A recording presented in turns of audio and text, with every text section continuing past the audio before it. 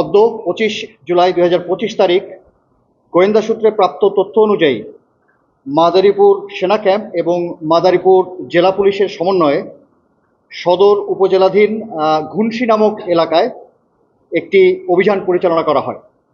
এই অভিযানে সন্দেহভাজন কিছু ব্যক্তির বাড়ি আমরা তল্লাশি করি। সেই ব্যক্তিরা হচ্ছেন কামাল মাতব্বর, মিলন মাতব্বর, মনু মাতব্বর, লাকি বেগম, পারুল এবং খাদিজা।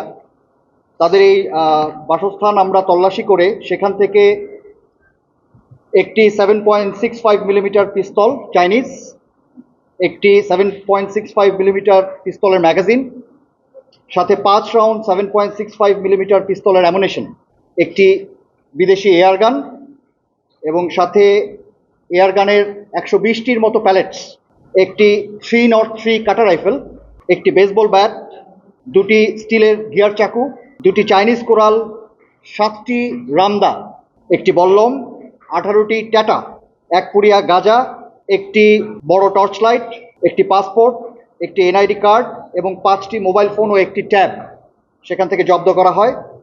উদ্ধারকৃত অস্ত্র এবং মালামাল সমূহ এবং আটক ব্যক্তিগণকে আমরা মাদারীপুর থানায় সোপর্দ করব এবং তারপরে তাদের বিরুদ্ধে আইনি প্রক্রিয়ার কার্যক্রম শুরু হবে। উল্লেখ্য যে অবৈধ অস্ত্র উদ্ধারে বাংলাদেশ সেনাবাহিনীর 7 পদাতিক ডিভিশনের কার্যক্রম মাদারীপুর জেলায় অব্যাহত রয়েছে এবং ভবিষ্যতেও অব্যাহত থাকবে। আসলে এটা একটু দেখার বিষয় আছে নীতিমালাগুলো, যে এখানে কোনো অস্ত্র আসলে লাইসেন্সের যোগ্য কিনা। কিন্তু এখানে যে আমরা কাটা রাইফেলটি দেখছি, আমার ধারণা মতে এটা অবশ্যই লাইসেন্সযোগ্য কোনো অস্ত্র নয়। যে 7.65 মিলিমিটার পিস্তলটি আমি দেখছি, এটা একটু দেখার বিষয়, এটা নন প্রহিবিটেড বোর্ডের মধ্যে পড়ে কিনা। তদুপরি তাদের কাছ থেকে কোনো লাইসেন্স আমরা পাইনি, তার মানে এটা অবৈধভাবেই হয়তো তাদের কাছে ছিল। ভেরি সেলফ এক্সপ্লেনেটরি, তারা অবশ্যই এটা দিয়ে নাশকতা এবং দুষ্কৃতি এসব ঘটনাই ঘটিয়ে থাকেন। আমাদের কাছে আরও তথ্য আছে বিভিন্ন জায়গায় অস্ত্রের ব্যাপারে। এ বিষয়ে আমি আবারও বলছি যে 7 পদাতিক ডিভিশন এর তত্ত্বাবধানে আমরা মাদারীপুর আর্মি ক্যাম্প আরও জোরদার অভিযান আমরা অব্যাহত রেখেছি এবং ভবিষ্যতেও আপনারা দেখবেন আমাদের এই অভিযান চলমান থাকবে এবং বিভিন্ন জায়গা থেকে আমরা এই ধরনের অবৈধ অস্ত্র উদ্ধার করার প্রচেষ্টা চালিয়ে যাব। শিরখাড়া ইউনিয়নের ঘুনশি নামক এলাকায়, এটা বেসিক্যালি এই যাদেরকে বললাম, এখানে যাদেরকে দেখছেন আপনারা, ইনারা একটা পরিবার।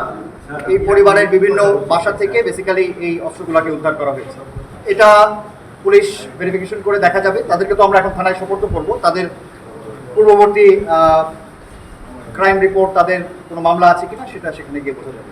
এই ব্যাপারে আমার আসলে সঠিক ধারণা, এই ব্যাপারে পূর্ণাঙ্গ তদন্ত হবে। তদন্ত হওয়ার মাধ্যমে এটা বেরিয়ে আসবে ইনশাআল্লাহ, আমরা আশা করি।